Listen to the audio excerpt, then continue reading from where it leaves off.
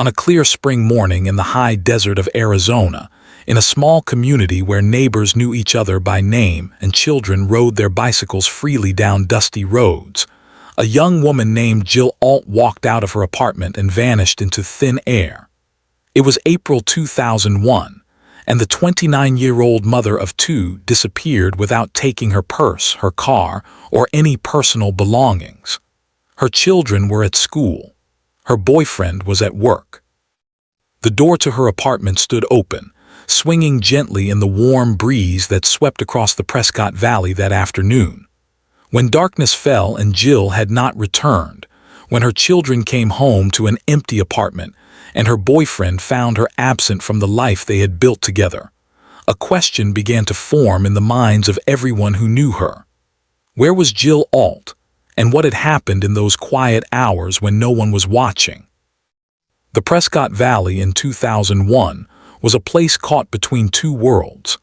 Situated in the high desert of central Arizona, roughly 90 miles north of Phoenix, the valley sat at an elevation of nearly 5,000 feet, where the air was thinner and the landscape stretched out in shades of brown and green beneath an endless sky.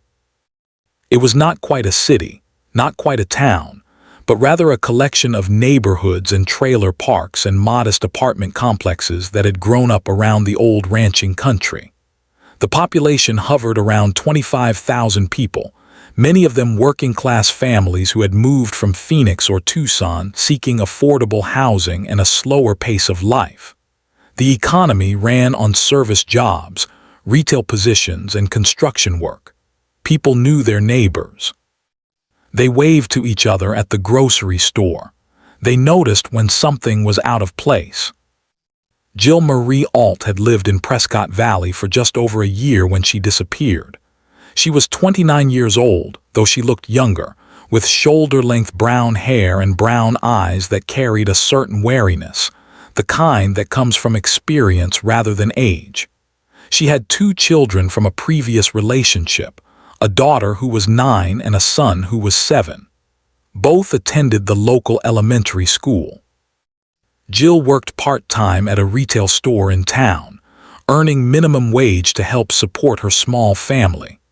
She lived in a ground-floor apartment at a complex on the east side of the valley, a 2-bedroom unit with beige carpet and white walls and windows that looked out onto a small courtyard where other children played. She shared this apartment with her boyfriend, a man named Michael Dale Furtado.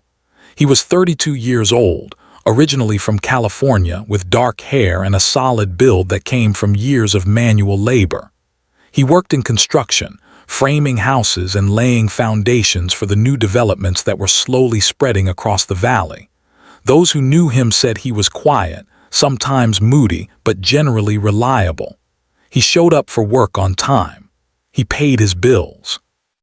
He had been with Jill for about 8 months by the spring of 2001, and to most observers, they seemed like an ordinary couple navigating the ordinary challenges of blended families and tight finances. Clear's throat. The morning of April 6th began like most others in the Alt household. The alarm clock sounded at 6:30. Jill rose first, moving through the small apartment in the dim light of early morning, making breakfast for the children, packing their lunches in brown paper bags. The smell of toast filled the kitchen. Outside, the desert air was cool, the sky beginning to lighten from black to deep blue to pale orange along the eastern horizon. Michael dressed for work in jeans and a t-shirt, his work boots sitting by the door where he had left them the night before. The children ate their cereal at the small kitchen table, their backpacks already loaded with homework and library books. At 7:15, Michael left for the construction site. He kissed Jill goodbye at the door, a routine gesture performed without much thought, and walked to his truck parked in the lot outside. The engine turned over with a familiar rumble. He backed out of the space and headed west toward the job site, merging onto Highway 89A as the sun climbed higher above the distant mountains. At 7:30, Jill walked her children to the bus stop at the corner of her street, standing with the other mothers and watching as the yellow school bus pulled up and loaded the children one by one. She waved as the bus pulled away, then turned and walked back toward her apartment, her arms folded against the morning chill. This was the last time anyone in the neighborhood reported seeing Jill Alt alive. What happened in the hours between 7:30 and noon remains a matter of investigation and speculation, of small details that do not quite align and questions that multiply rather than resolve. What is known is this: Jill did not report for her shift at the retail store that afternoon. Her supervisor called the apartment at 1 o'clock and received no answer. When Michael returned home from work at approximately 5:30 in the evening, he found the apartment door standing open. Jill's purse sat on the kitchen counter, her wallet and identification inside. Her car remained in its assigned parking space. Her shoes were lined up neatly by the door. Nothing appeared disturbed or out of place, except that Jill herself was gone. Michael would later tell investigators that he immediately felt something was wrong. He walked through the apartment calling her name. He checked the bedroom, the bathroom, the small patio out back. He asked neighbors if they had seen her. No one had. At 6:15, as the children arrived home from school on the afternoon bus, Michael called the Yavapai County Sheriff's Office to report Jill missing. The deputy who took the call noted the time and the basic details. Adult female, 29 years old, last seen that morning. No known reason to leave voluntarily. The deputy told Michael that adults often leave of their own accord, that 24 hours was generally required before a missing person investigation would begin in earnest. But given the circumstances, given the children and the abandoned purse and the open door, the deputy said he would send someone out to take a formal report. By 7 o'clock that evening, 2 deputies arrived at the apartment complex. They interviewed Michael on the front steps while curious neighbors watched from windows and doorways. Michael recounted the day's events in a voice that those present described as calm, almost flat. He had left for work at 7:15. He had returned at 5:30. Everything had been as described.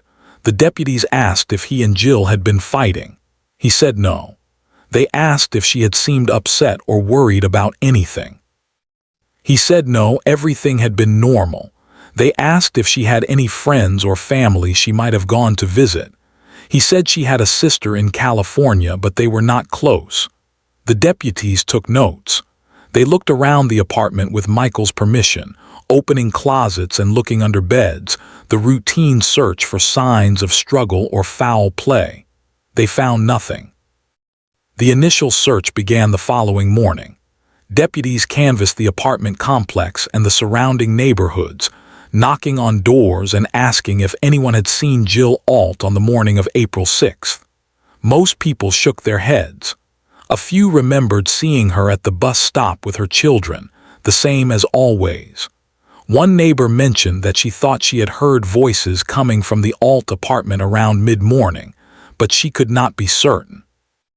Another said he had noticed the apartment door standing open around noon, which had struck him as odd given the cool weather, but he had not thought much of it at the time.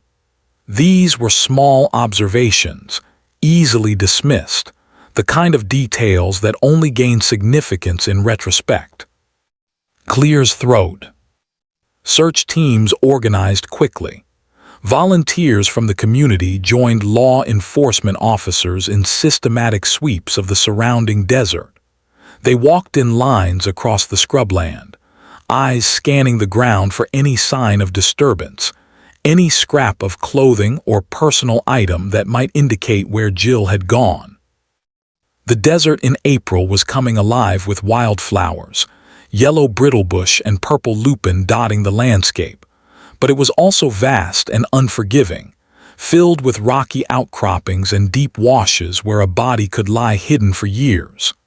Helicopters flew overhead, their rotors beating the air, pilots scanning the terrain with binoculars and thermal imaging equipment. Dogs were brought in, bloodhounds that caught Jill's scent from clothing taken from her apartment and followed it out the door, across the parking lot, and then lost it at the edge of the complex, where the pavement met the dirt. The media descended on Prescott Valley within days.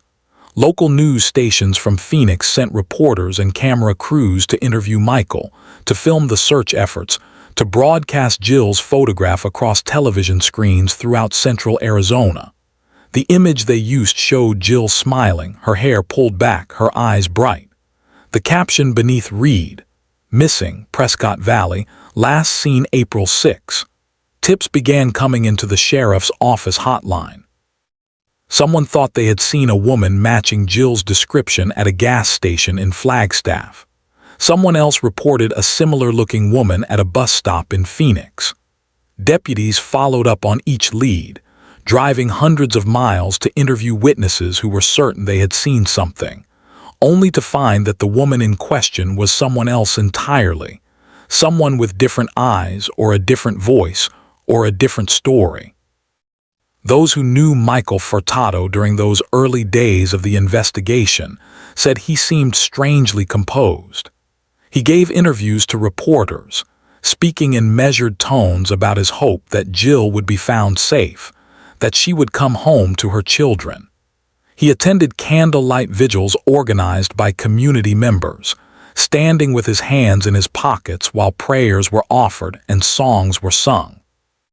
He put up flyers at grocery stores and gas stations, Jill's face reproduced in grainy black and white above the words, "Have you seen this woman?"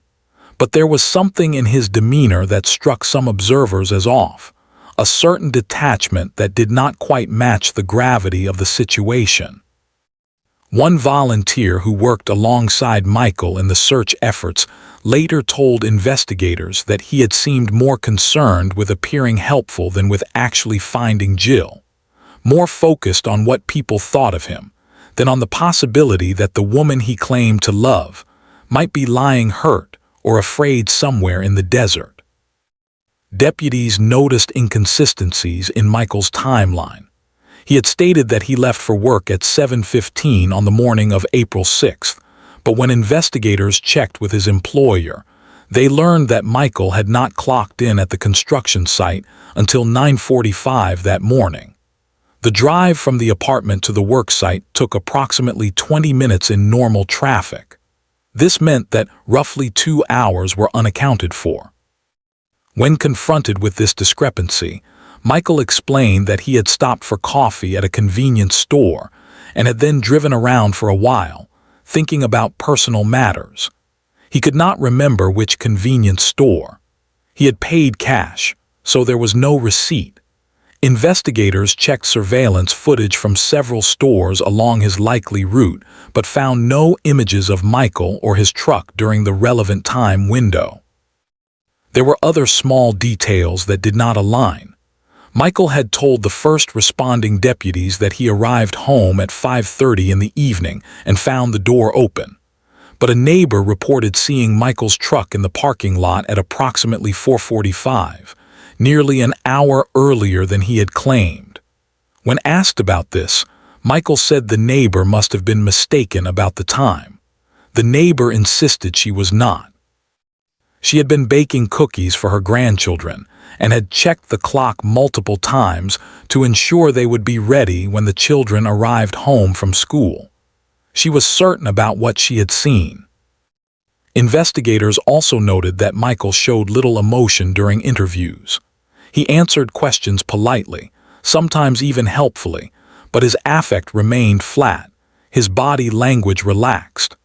Deputies whispered quietly among themselves about the boyfriend who did not cry, the man whose girlfriend had vanished but who seemed more inconvenienced than devastated.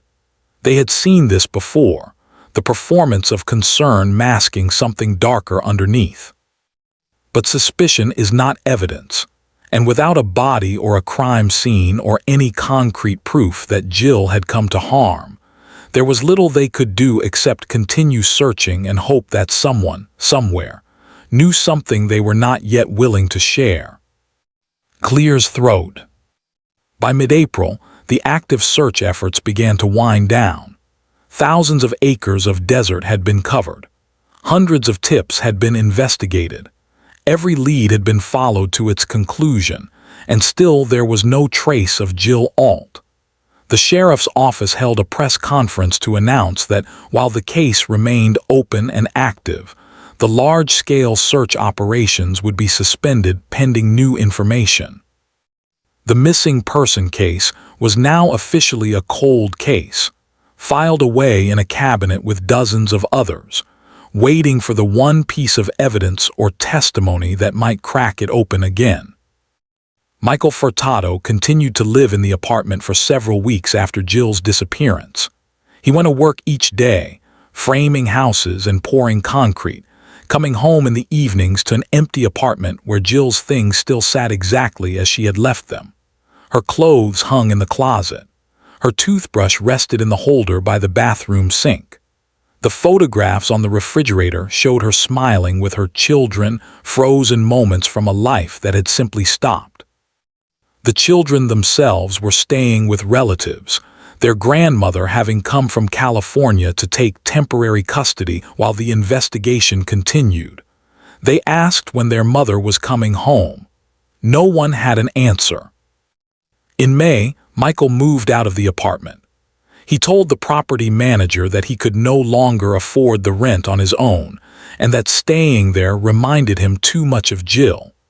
He packed his belongings into boxes, loaded them into his truck, and drove north, leaving Prescott Valley and the questions and the suspicions behind. He found work in Flagstaff, then later in Page, moving from job to job and town to town, always working construction, always paying cash for rent in cheap motels and trailer parks.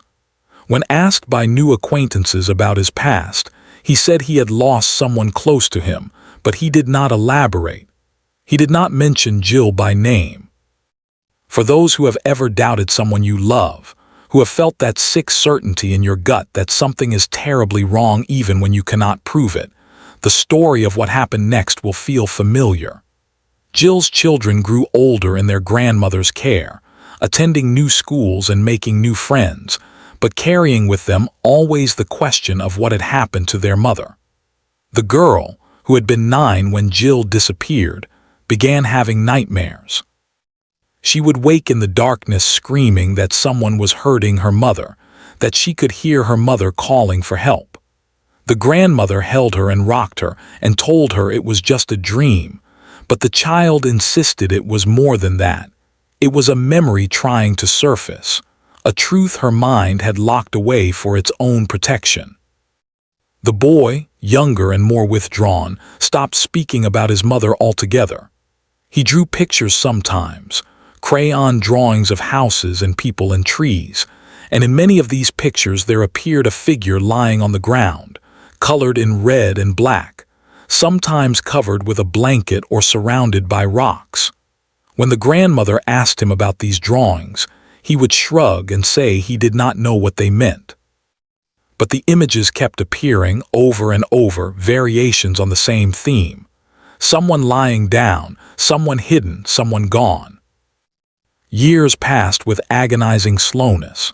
The calendar turned from 2001 to 2002, from 2002 to 2003. The case file for Jill Alt remained open but untouched, collecting dust in the Yavapai County Sheriff's Office. Detectives occasionally pulled it out and reviewed the reports, looking for something they might have missed, some connection they had failed to make. They found nothing new. Michael Furtado had disappeared into the transient world of construction labor, leaving no forwarding address and no trail to follow. For all practical purposes, both he and Jill had vanished. But in 2004, something shifted. The daughter, now 12 years old, began speaking to a school counselor about her mother's disappearance. She talked about the morning Jill had walked her to the bus stop, about how normal everything had seemed, about how she had looked back through the bus window and seen her mother standing on the sidewalk waving. She talked about coming home that afternoon to find her mother gone and Michael acting strange, too calm, too controlled, like he had been expecting it. The counselor listened and took notes and eventually contacted the Yavapai County Sheriff's Office to report that a potential witness, albeit a child witness whose memories might be unreliable, might have information about the Alt case. Detective James Morrison, who had worked the case in 2001, drove to California to interview the girl. She sat across from him in a small conference room at the police station, her grandmother beside her, and spoke in a quiet but steady voice about what she remembered. She said that Michael and her mother had been fighting more in the weeks before the disappearance. She said she had heard them arguing late at night, Michael's voice rising in anger, her mother crying and pleading. She said that on the morning of April 6th, before she left for school, she had heard Michael yelling at her mother in the bedroom. She could not make out the words, but the tone had been unmistakable.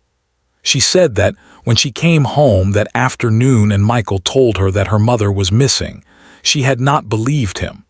She had looked into his eyes and seen nothing there, no fear, no sadness, just emptiness. Clears throat.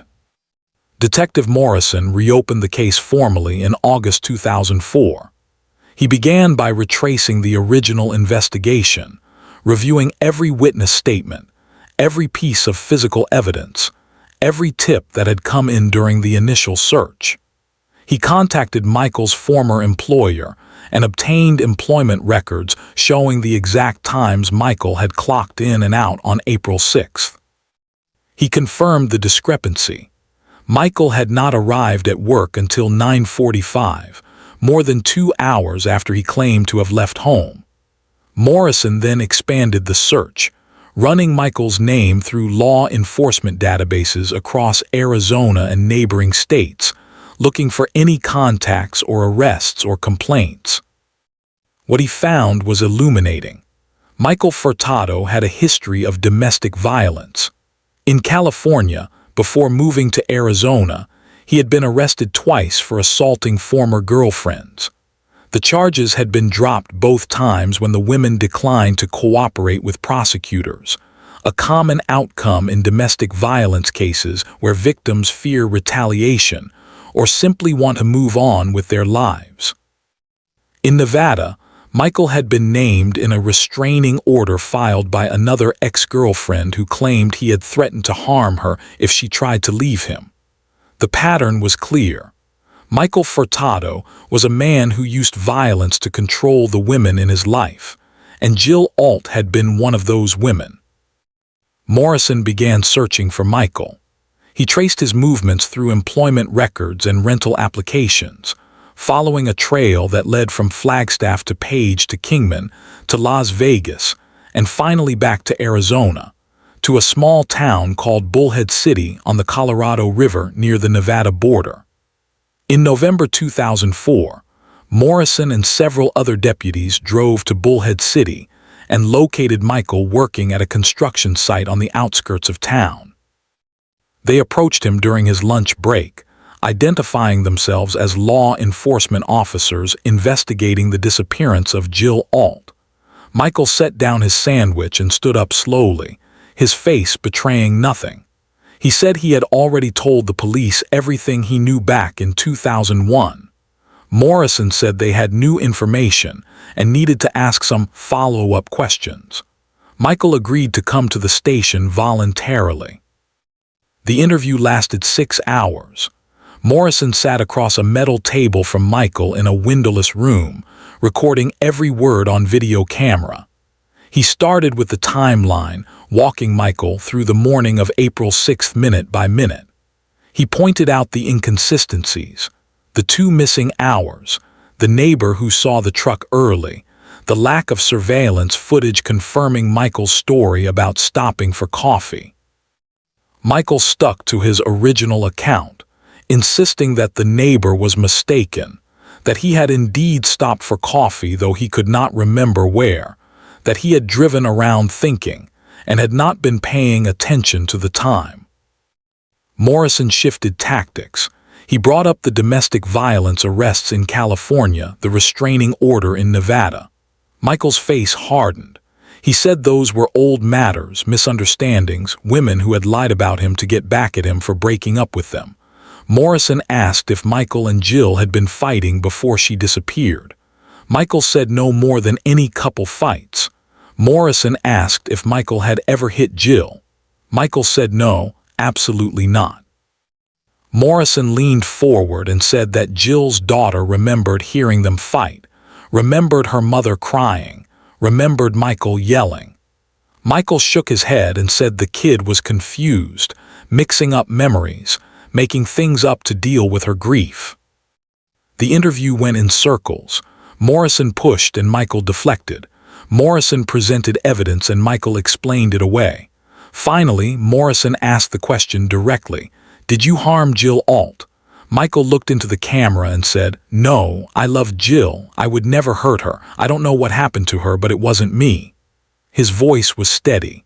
His hands were still. Morrison noted all of this in his report, along with his personal observation that Michael Furtado was either telling the truth or was one of the most convincing liars he had ever encountered. Without physical evidence, without a body, without any concrete proof linking Michael to Jill's disappearance, Morrison could not arrest him. He could only continue investigating, continue searching, continue hoping that someone would come forward with the information that would finally bring justice for Jill Alt and her children. Michael left the police station and went back to work. Morrison drove back to Prescott Valley and filed his report, adding it to the ever-growing case file that now filled 3 thick binders. Clear's throat. The breakthrough came in a way no one expected. In 2015, more than 14 years after Jill Alt disappeared, a hiker in the Prescott National Forest stumbled upon a shallow grave hidden beneath juniper trees and scattered rocks.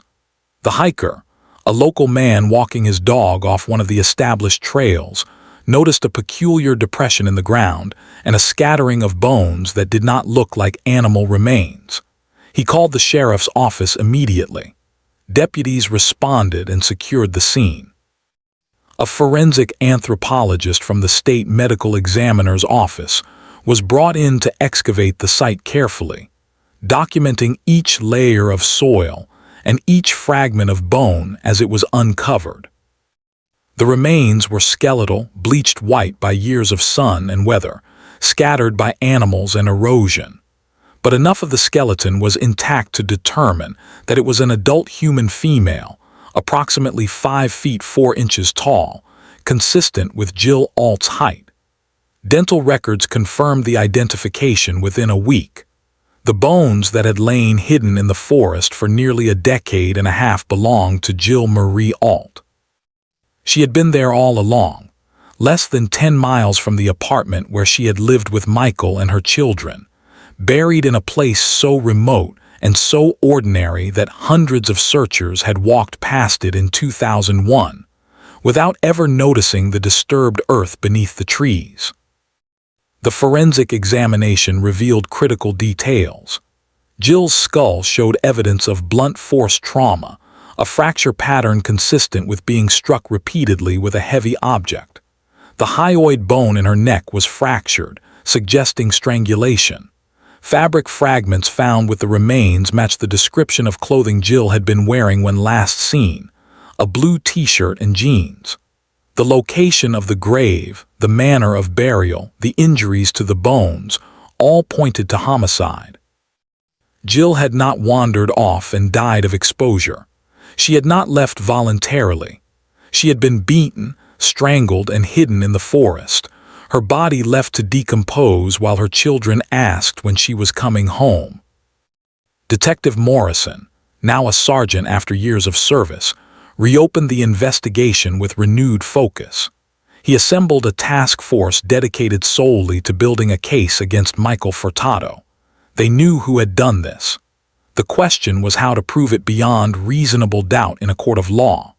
Morrison began by re-interviewing everyone connected to the case, starting with Jill's daughter, who was now 23 years old and willing to testify about everything she remembered. She told Morrison that she had blocked out many of the details for years, trying to protect herself from the pain, but that finding her mother's remains had brought everything flooding back. She said she remembered the morning of April 6th more clearly now. She remembered hearing her mother's voice raised in fear, hearing Michael shouting, hearing something heavy hitting something soft. She remembered standing frozen outside the bedroom door, afraid to go in, afraid of what she might see. She remembered Michael coming out of the bedroom with his face red and his hands shaking, telling her and her brother to hurry up or they would miss the bus. She remembered looking past him into the bedroom and seeing her mother lying on the bed, completely still, her face turned away. She remembered Michael pushing her toward the door, his hand rough on her shoulder, telling her everything was fine, her mother was just sleeping. This testimony, if believed by a jury, would be devastating. But Morrison needed more. He needed physical evidence placing Michael at the burial site, needed forensic proof that Michael had transported Jill's body from the apartment to the forest. He obtained search warrants for Michael's old truck, which had been sold and resold several times since 2001, but which Morrison's team eventually located in a junkyard outside Phoenix. Forensic technicians tore the truck apart, examining every surface for blood evidence, every fiber for DNA. They found traces of blood in the truck bed, underneath the bed liner, in quantities too small to have been visible to the naked eye but large enough to extract for testing. The DNA matched Jill Alt. On September 15, 2015, 14 years and 5 months after Jill Alt disappeared, deputies arrested Michael Dale Furtado at a construction site in Surprise, Arizona, where he had been living and working under his own name, making no effort to hide. They read him his rights and placed him in handcuffs while his coworkers watched in stunned silence. The charge was first-degree murder. The evidence was strong enough that the Yavapai County Attorney's Office believed they could secure a conviction even after so many years, even with the challenges of prosecuting a cold case where memories had faded and witnesses had scattered. Michael's arrest made headlines across Arizona. The local news stations that had covered Jill's disappearance in 2001 now covered the resolution of the case, showing archived footage of the original search efforts alongside current images of Michael being led into the courthouse for his initial appearance. The community of Prescott Valley, many of whose residents still remembered when Jill went missing, reacted with a mixture of relief and anger. Some said they had always suspected Michael. Others admitted they had believed his story, had thought perhaps Jill had simply run away from her life. Now they knew the truth, and the truth was as dark as anyone had feared. The trial began in April 2016, exactly 15 years after Jill's death. The prosecution presented their case methodically over 2 weeks. They called Jill's daughter to the stand, and she testified for 3 hours about what she had seen and heard on the morning of April 6, 2001. She described her mother's fear, Michael's rage, the terrible silence that had fallen over the apartment after the sounds of violence stopped. She described coming home that afternoon and being told her mother was missing, described the years of not knowing, of wondering, of hopping against hope that somehow her mother was still alive somewhere. Defense attorneys tried to discredit her testimony, suggesting that her memories had been influenced by time and trauma and the discovery of the remains, but she held firm. She knew what she had seen. She had known since she was 9 years old, even when she could not bring herself to speak it aloud. Clears throat. Forensic experts testified about the blood evidence found in Michael's truck, explaining the DNA match and the patterns of spatter that indicated Jill had been transported in the truck bed shortly after death. They testified about the injuries to Jill's skeleton, describing the blunt force trauma and the fractured hyoid bone, and what these findings revealed about her final moments. A cadaver dog handler testified that her dogs had alerted to the scent of human decomposition in the truck bed during testing in 2015, more than 14 years after Jill's body would have been in contact with that surface, demonstrating the persistence of such evidence even across vast stretches of time. The prosecution also called neighbors from the apartment complex who testified about hearing arguing on the morning of April 6th, about seeing Michael's truck in the parking lot earlier than he had claimed, about the general sense of unease many had felt around Michael even before Jill disappeared. They called the detective who had first interviewed Michael and who described his unusual composure, his lack of emotion, his convenient memory lapses regarding the missing 2 hours. They built a picture of a violent man who had beaten and strangled his girlfriend in a rage, hidden her body in the forest, and then lied about it for 15 years while her children grew up without their mother. Michael Furtado did not testify in his own defense. His attorneys argued that the state's case was based on circumstantial evidence and the unreliable memories of a child who had been traumatized by her mother's disappearance. They suggested that someone else could have taken Jill, that the blood in the truck could have come from a nosebleed or a minor injury, that the timeline discrepancies were honest mistakes rather than evidence of guilt. The jury did not find these arguments persuasive. On April 28, 2016, after deliberating for 8 hours, the jury returned a verdict of guilty on 1 count of first-degree murder. Michael Furtado showed no reaction as the verdict was read. He sat perfectly still, his hands folded on the table in front of him, his face expressionless. Jill's daughter, sitting in the gallery with her grandmother and her brother, wept quietly. The judge set sentencing for 6 weeks later. At the sentencing hearing in June, Jill's daughter addressed the court directly. She stood at the podium with a written statement, though she ended up speaking from memory, the words coming from someplace deep and raw. She said that Michael had taken not just her mother's life, but also her childhood, her sense of safety, her ability to trust. She said that for 15 years she had carried the weight of knowing what he had done while being told by others that she could not possibly remember, that she was confused, that trauma played tricks on memory.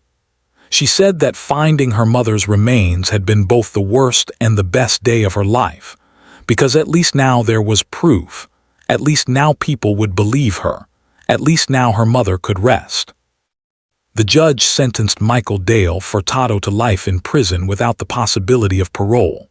He was led out of the courtroom in shackles and transported to the Arizona State Prison Complex in Florence, where he remains today. He has never admitted to harming Jill. He has never shown remorse. He has never explained what happened during those 2 missing hours on the morning of April 6, 2001, or why Jill's blood was in his truck, or how her body ended up buried in the forest. He simply continues to insist that he is innocent, that the jury got it wrong, that someone else must have been responsible. But those who knew Jill, those who searched for her, those who never stopped believing that the truth would eventually emerge, know better. They know that justice, while delayed, was not denied. They know that a man who thought he had gotten away with murder, who had lived freely for 15 years while his victim lay hidden in the earth, finally faced consequences for what he had done. They know that Jill's children, who had suffered unimaginable loss and doubt and pain, finally received validation that their memories were real, that their mother had not abandoned them, that they had been right to suspect the man who claimed to love her. The case of Jill Alt stands as a reminder that cold cases can be solved, that time does not erase evidence, that the truth has a way of surfacing even when buried beneath years of lies and silence. It stands as a testament to the persistence of investigators who refused to give up, to the courage of a child who remembered what others wanted to forget, to the power of forensic science to speak for victims who can no longer speak for themselves. It is a story of tragedy, yes, but also of resolution, of a family that can finally begin to heal now that they know where their mother lies and who put her there. Jill Marie Alt was 29 years old when she died. She was a mother, a daughter, a sister, a friend. She worked hard to provide for her children. She waved to them from the sidewalk as their school bus pulled away on a spring morning in 2001. She deserved to grow old, to see her children graduate and marry and have children of their own.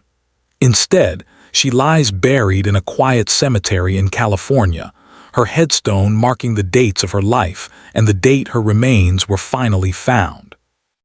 Her children visit when they can, bringing flowers, speaking to her in whispers, telling her about their lives and how much they miss her. They are grown now, with lives and families of their own, but they will always be the children who lost their mother and spent 15 years searching for answers.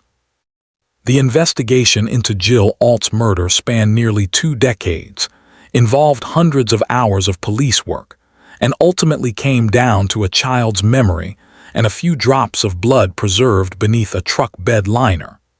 It is the kind of case that shows both the limitations and the possibilities of criminal justice, the ways that evidence can be lost and found, the ways that time can both obscure and reveal. It is the kind of case that reminds us why cold case units exist, why forensic science matters, why we must listen when victims and witnesses speak even if their words are difficult to hear. If this story mattered to you, subscribe and hit the bell. Share the episode. Someone somewhere may still be waiting to be heard.